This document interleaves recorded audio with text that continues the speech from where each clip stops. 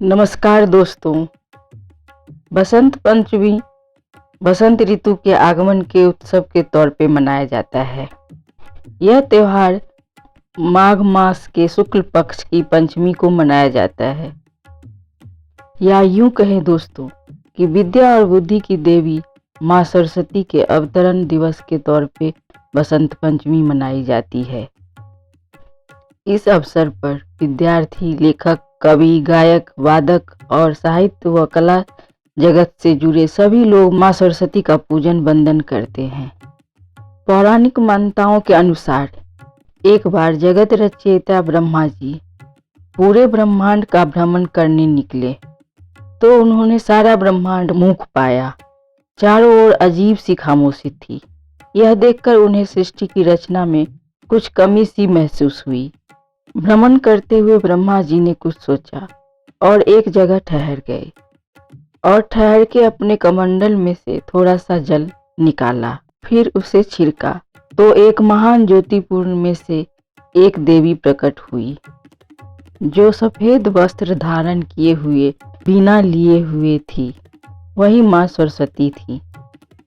चेहरे पर अद्भुत तेज लिए माँ सरस्वती ने ब्रह्मा जी को प्रणाम किया। इस प्रकार वह ब्रह्मा की पुत्री कहलाईं। यह दिन बसंत पंचमी का था और तभी से यह बसंत पंचमी का त्योहार मनाए जाने लगा। माँ सरस्वती के प्रकट होने पर ब्रह्मा जी ने उनसे कहा कि इस सृष्टि में सभी जीव मूक हैं। ये केवल चल रहे हैं। इनमें अपनी संवाद करने की कोई सामर्थ्य नहीं है। इस पर देवी सरस्वती ने पूछा, प्रभु मेरे लिए क्या आ गया है? तब ब्रह्मा जी ने कहा, देवी आपको अपनी वीणा के सुरों से इस संसार को ध्वनि प्रदान करनी है ताकि ये सभी आपस में संवाद कर सके, एक दूसरे के दुख तकलीफ को समझ सके, स्नेह दे सके। उनकी आज्ञा का पालन करके माँ सरस्वती ने समस्त जीवों में आवाज प्रदान की।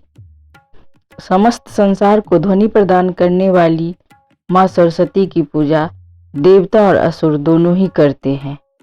माँ सरस्वती की उत्पत्ति भगवान ब्रह्मा से हुई और माँ सरस्वती ने ही ब्रह्मांड, सूर्य, सितारे और चंद्रमा बनाने में ब्रह्मा जी की मदद की।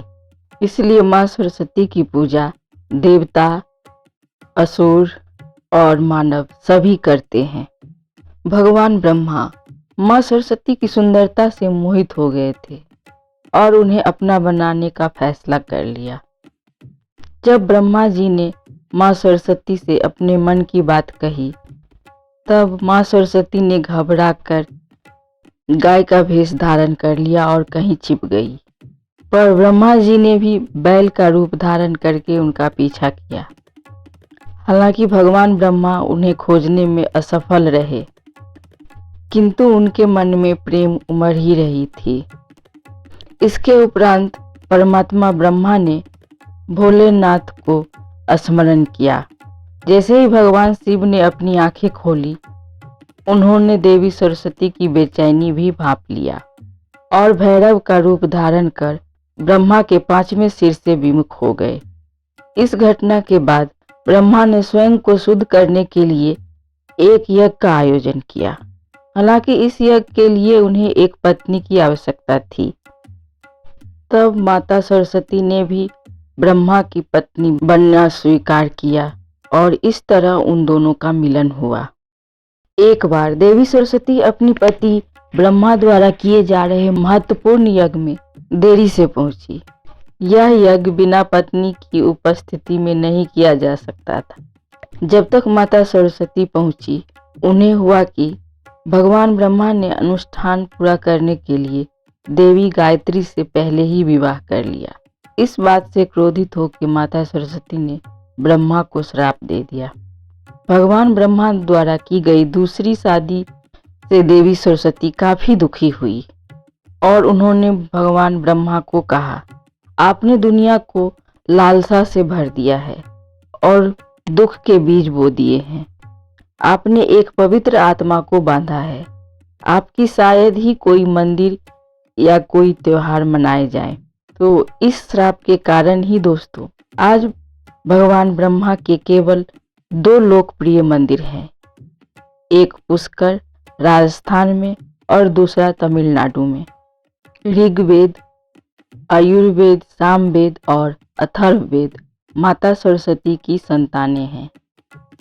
माता सरस्वती त्रिदेवियों सरस्वती, लक्ष्मी और पार्वती का हिस्सा है।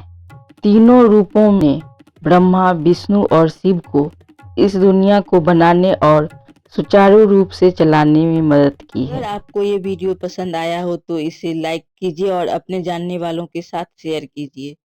साथ ही चैनल को सब्सक्राइब करना और बेल आइकन को दबाना ना भूलें। अगर दोस्तों आपके पास कोई सवाल या सुझाव हो तो कमेंट सेक्शन में बताना ना भूलें। धन्यवाद।